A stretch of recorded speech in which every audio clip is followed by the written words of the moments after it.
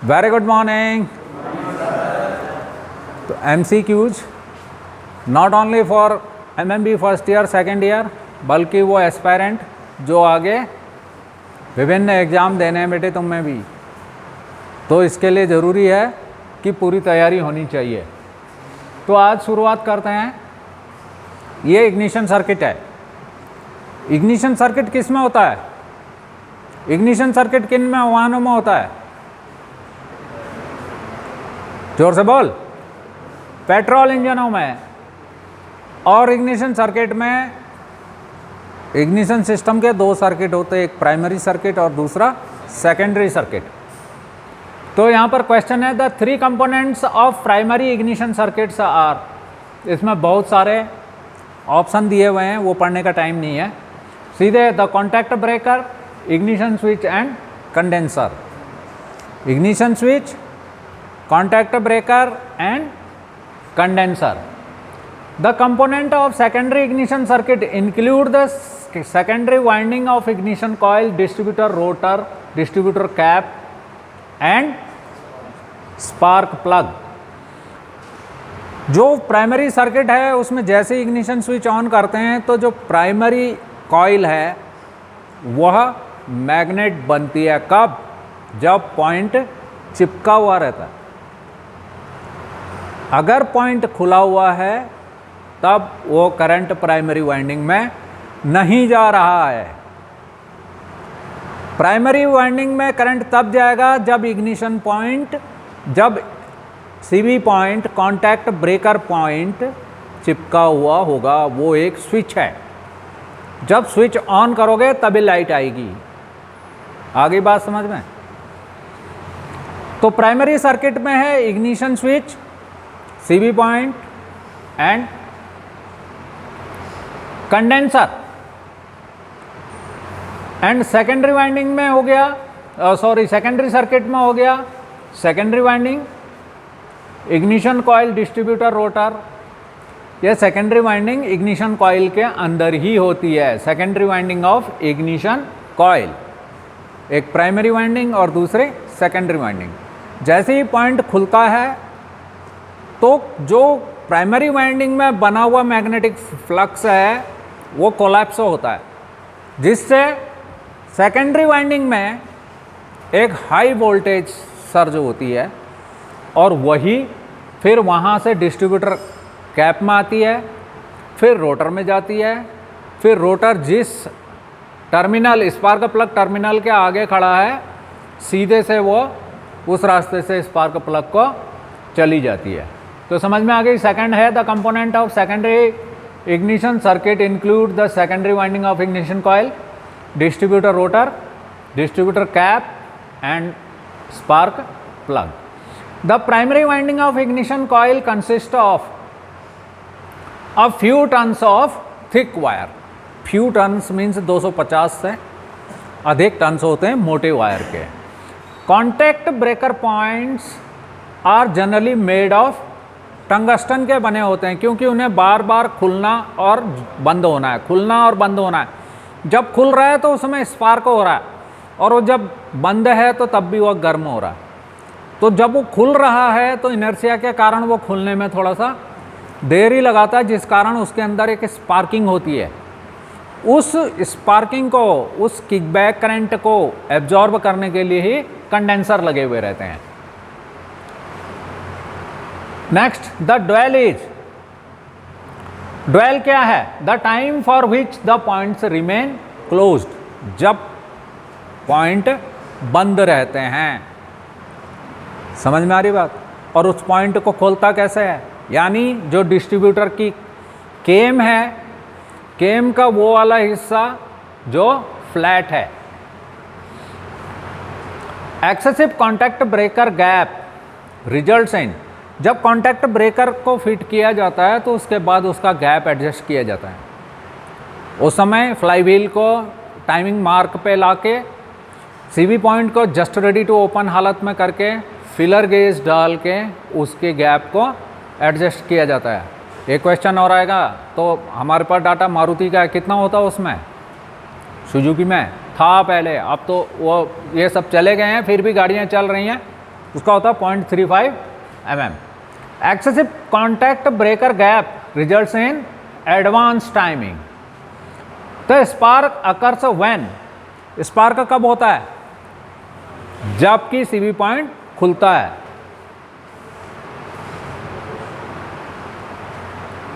The spark occurs when the points close, increased dwell, ignition switch is on, none of the above. तो इसमें है right answer is none of the above. समझ में आ रही?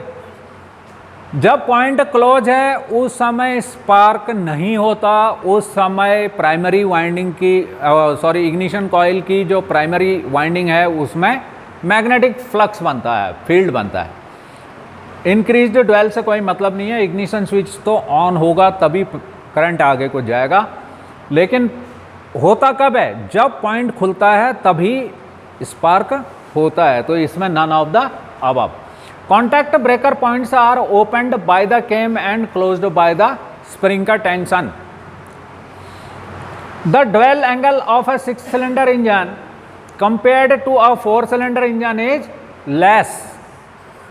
क्योंकि जो 4 सिलेंडर इंजन है उसकी जो डिस्ट्रीब्यूटर केम है उसमें सिर्फ 4 केमें हैं और 6 सिलेंडर में वो 6 हो जाएंगी, इसलिए उसका जो ड्वेल होगा कम हो जाएगा।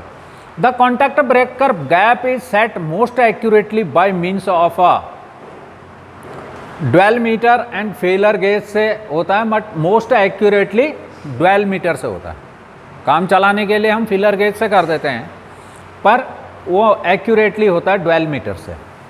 Contact breaker gap should be set after adjusting dwell angle. The capacity of an automotive engine condenser, जो इंजन का कंडेंसर है वो कैपेसिटर है, तो उसकी जो कैपेसिटी होती है वो माइक्रोफैराड में होती है। तो जो ऑटोमोबाइल में जो ऑटोमोटिव जो हमारे डिस्ट्रीब्यूटर में कंडेंसर लगा रहता है वो मेनली होता है 0.2 माइक्रोफैराड का। The ratio of the distributor shaft and the crankshaft speed is 1/2। Next,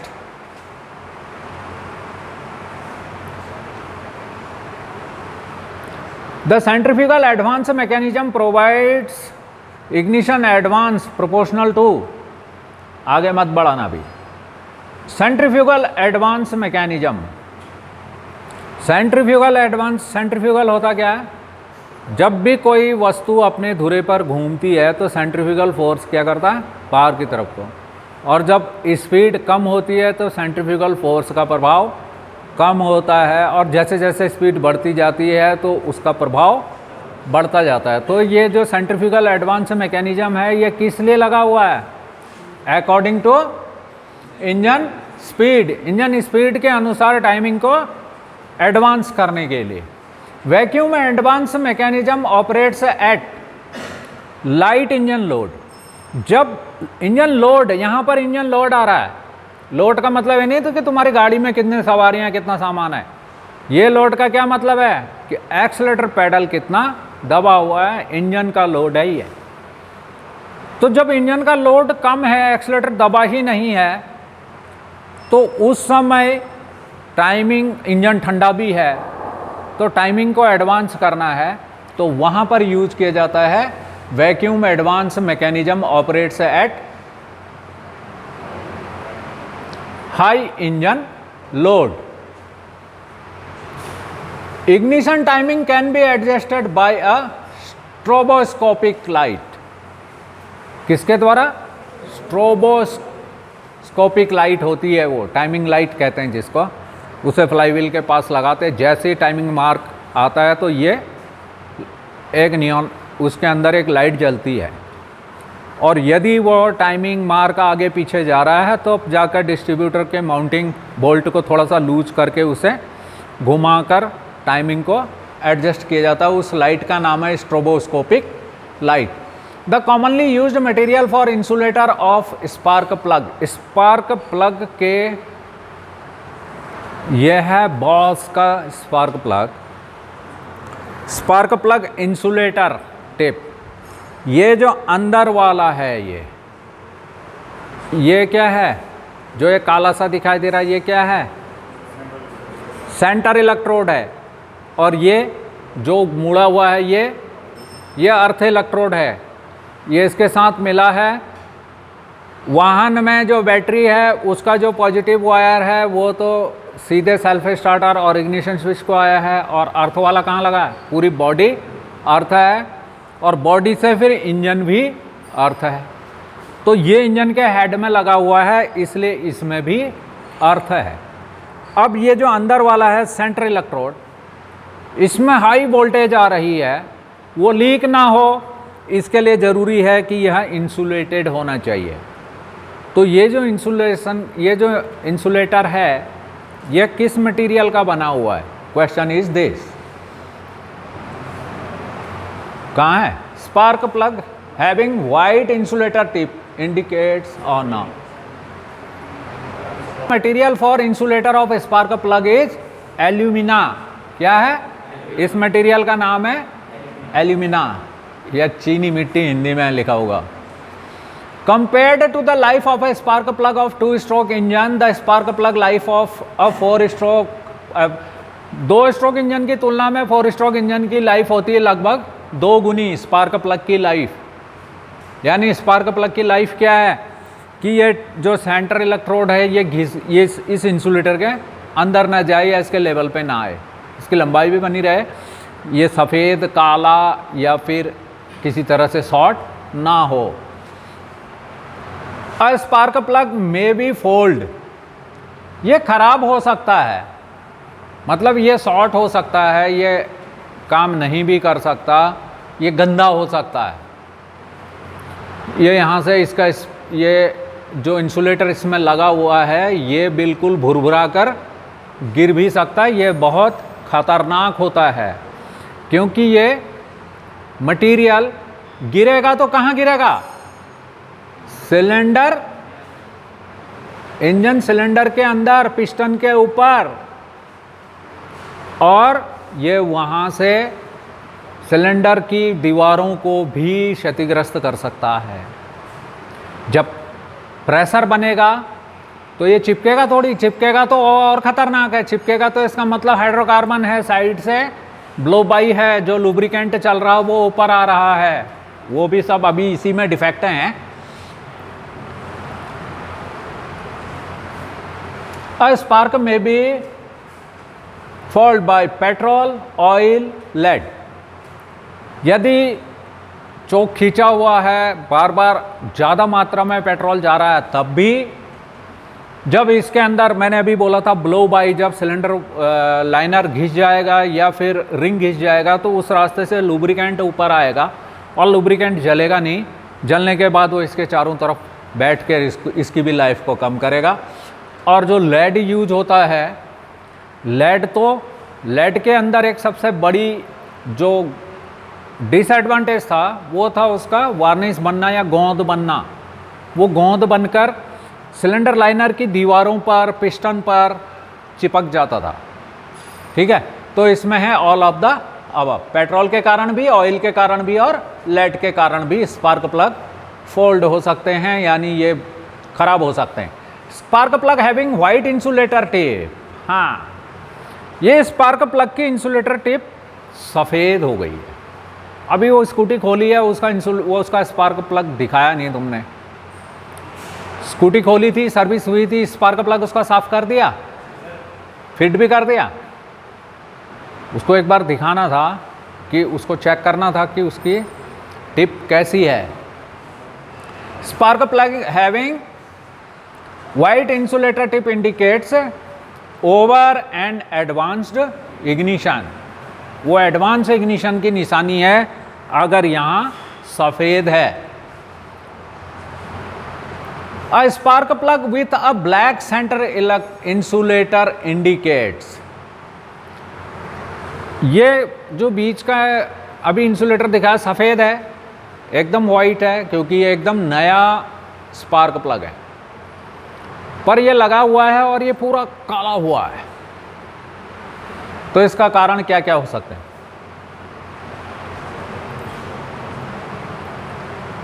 over advanced ignition, retarded ignition, stuck up choke valve in the carburettor, excessive dwell.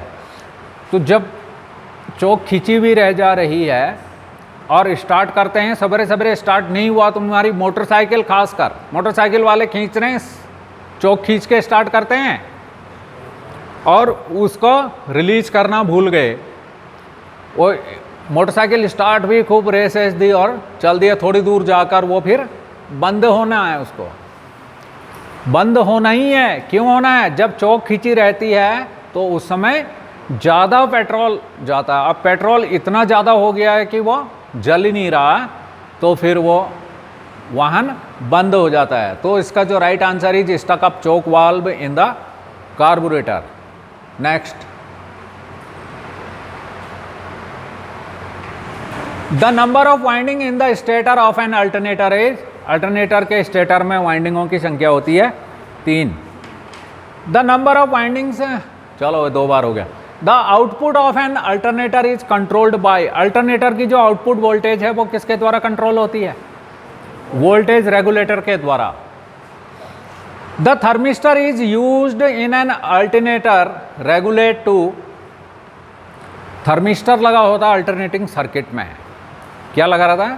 Thermistor. Thermistor का काम है compensate for temperature change, temperature change के कारण जो भी परेशानियां उत्पन्न हो रही हैं उनको दूर करना। नेक्स्ट,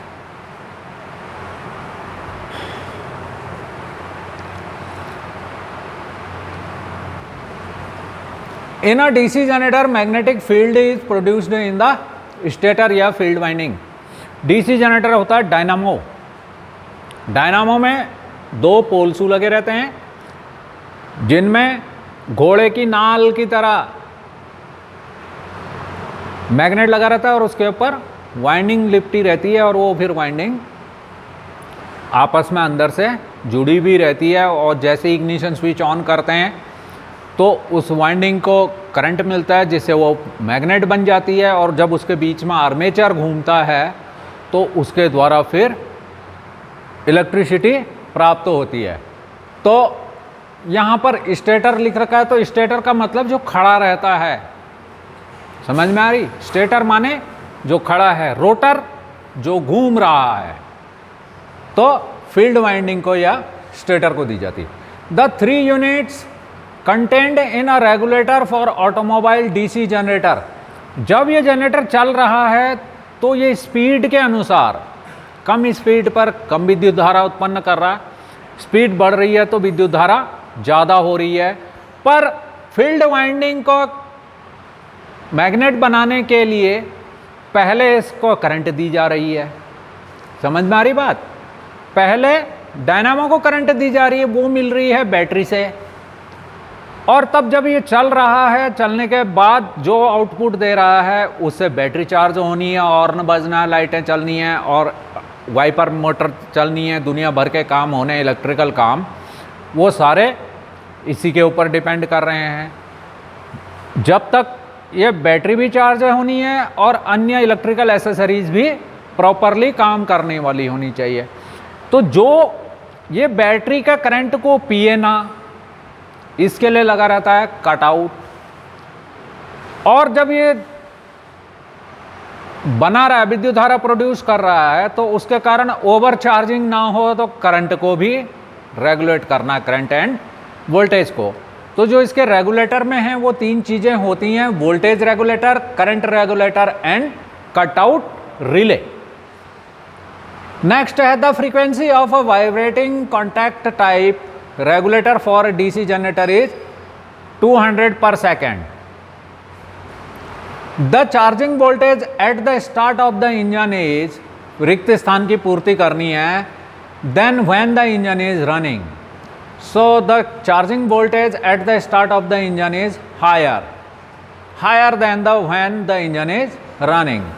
क्योंकि इंजन जब रन कर रहा है तो वो अलग अलग आरपीएम पर चल रहा है, कभी एक्सेलरेशन हो रही है, कभी नहीं हो रही है, उसको छोड़ दिया जा रहा है एक्सेलेरेटर को एक स्पीड प्राप्त कर लेने के बाद। इन an alternator the magnetic field is produced in the rotor. Alternator और डायनामो में यही अंतर है कि डायनामो में फील्ड करंट कहाँ दी गई थी, करंट कहाँ दी गई थी, फील्ड वाइंडिंग में, और अल्टरनेटर में दी जाती है रोटर में। उसमें भी 2 कार्बन ब्रश लगे हुए रहते हैं, बदले थे, स्लिप रिंग को टच करते हैं वो, और इस वजह से रोटर मैग्नेट बन जाता है। वहाँ मैग्नेटिक फील्ड के चारों तरफ आर्मेचर चल रहा है, और यहाँ स्टेटर है, स्टेटर के अंदर रोटर चल रहा है, यानी वाइंडिंग के अंदर मैग्नेट चल रहा है। वहाँ मैग्नेट के चारों तरफ आर्मेचर चल रहा था, वो आर्मेचर में भी वाइंडिंग है। समझ में आ रही बात?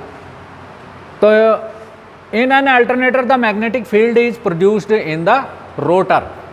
An alternator frame is made of aluminium. Alternator उठा के रखना था यहाँ पर, उसका जो बाहर का फ्रेम है किसका बना रहता है, वो एल्यूमिनियम एलॉय का होता है। Next,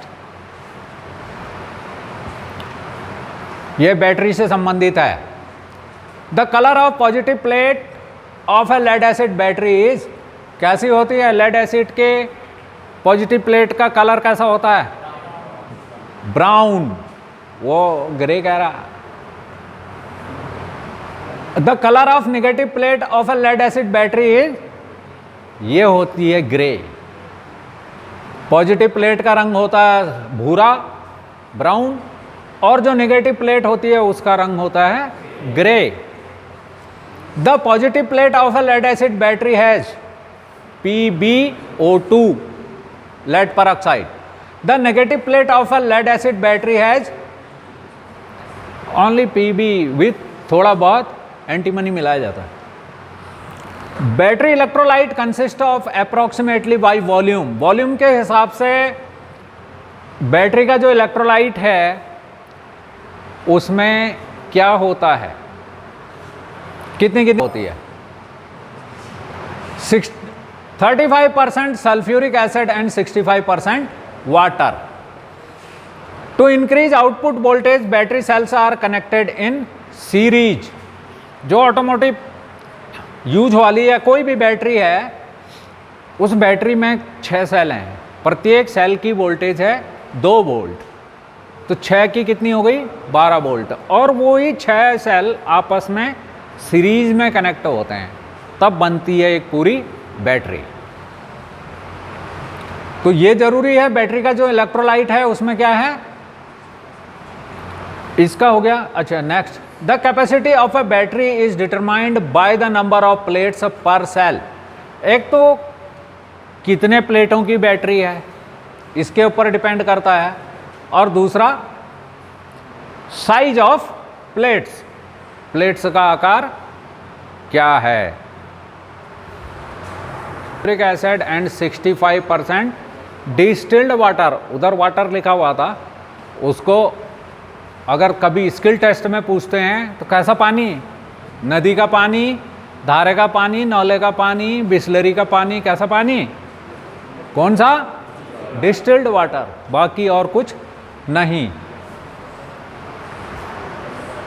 to increase output voltage battery cells are connected in series. The capacity of a battery is determined by the number of plates per cell and size of plates. A maintenance free battery has lead and calcium plate grid. जो plate की grid होती है, जो ये SMF stay maintenance free बैटरियाँ होती हैं जिन्हें चेक करने की ज़रूरत नहीं होती है, तो उनका has lead and calcium plate grid. The number of positive plates in a battery cell is, क्या है होते हैं, पॉजिटिव प्लेटों की संख्या कितनी होती है, निगेटिव प्लेटों से एक कम, less than one less than the negative plates, B वाला सही है। A discharge lead acid battery has on its plate, जो डिस्चार्ज हो गई है लेड एसिड बैटरी तो उसके प्लेटों में क्या जमा हो जाता है, PbSO4। अब fully charged 6 cell automotive battery should indicate, बेटे ये जो तुम्हारे 12 वोल्ट ये जो चटकपन निकल रहा ना तुम्हारा, ये घुस जाता है, फिर 12.6 वोल्ट दिखाएगी अगर हम मल्टीमीटर से उसे नापेंगे, और जब हम उसकी स्पेसिफिक ग्रेविटी नापेंगे तो वो 1.290 एट 32 डिग्री, 32 डिग्री तापमान पर उसकी स्पेसिफिक ग्रेविटी होगी 1290। ऐसे ही बोल देते 1290, बट ये होता है एक्चुअल क्या है 1.290।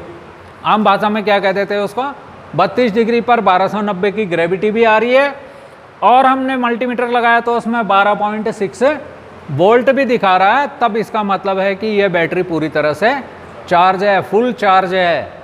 तो जो आंसर है both B and C, 12 volt. With the increase of battery temperature the specific gravity of electrolyte क्या होगी, टेम्परेचर बढ़ेगा तो और इलेक्ट्रोलाइट की स्पेसिफिक ग्रेविटी बढ़ेगी, घटेगी, या कुछ नहीं होगा, स्टेबल रहेगी, क्या होगा, क्या होगा, घट जाएगी। जो पानी है वो वाष्पित होकर निकल जाएगा, जो डिस्टिल वाटर है वो डिस्टिल वाटर है क्या, ये इसी साधारण पानी को उबालकर उसे भाप बनाकर एक दूसरे टैंक में, प्लास्टिक के टैंक में इकट्ठा कर लिया, वो हो गया डिस्टिल्ड वाटर। वो भाप को ठंडा किया, फिर से पानी बन गया, और बैटरी ओवरचार्ज हुई, उससे बैटरी गर्म हुई, गर्म होकर वो पानी उड़ गया। तो इलेक्ट्रोलाइट की स्पेसिफिक ग्रेविटी बढ़ेगी या कम होगी, घटेगी, डिक्रीज होगी। चल next.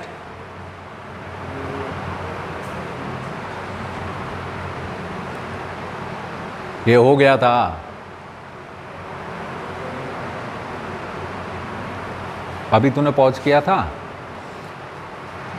Gear reduction when the starting motor and the flywheel about, gear reduction between the starting motor and the flywheel. Flywheel के गियर तथा स्टार्टर मोटर के गियर में गियर रिडक्शन होता है कितना, ये 15, 1:15 का अनुपात रहता है। In a starter motor the field windings are wound around.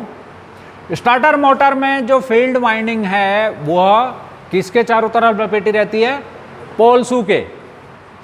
Automotive starting Motors are, जो ऑटोमोबाइल में यूज होते हैं स्टार्टर मोटर, वो क्या है कह रहे हैं, ये सीरीज वाउंड हैं, सीरीज एंड संट वाउंड हैं, या खाली संट वाउंड हैं।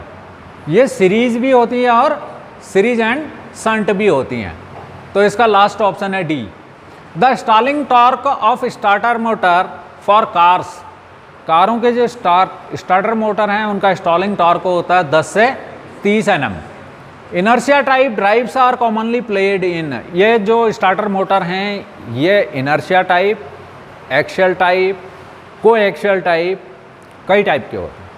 तो जो कारों में, छोटी गाड़ियों में यूज होते हैं वो होते हैं इनर्शिया टाइप, और जो ट्रकों में, बसों में यूज होते हैं वो होते हैं एक्शियल टाइप, कि वो पहले बार थोड़ा सा आगे जाकर फ्लाईव्हील के साथ मैश हो जाते हैं, और फिर सोलेनोइड का स्विच जैसे ही दबता है पहला वाला, पहली वाइंडिंग उसको फ्लाईव्हील तक पहुंचाती है, और दूसरी वाइंडिंग फिर मोटर को, उस गियर को घुमाती है आर्मेचर के घूमने से, तब वो फ्लाईव्हील को घुमाता है। तो वो होता है axial type.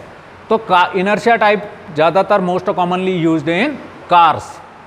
Any short circuit in the armature winding may be tested with a growler. Armature कहीं शॉर्ट तो नहीं है, उसको ग्राउलर पे टेस्ट किया जाता है।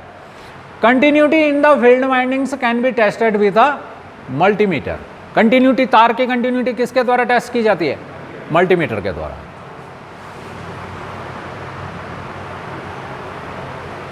Now for the day, have a great day.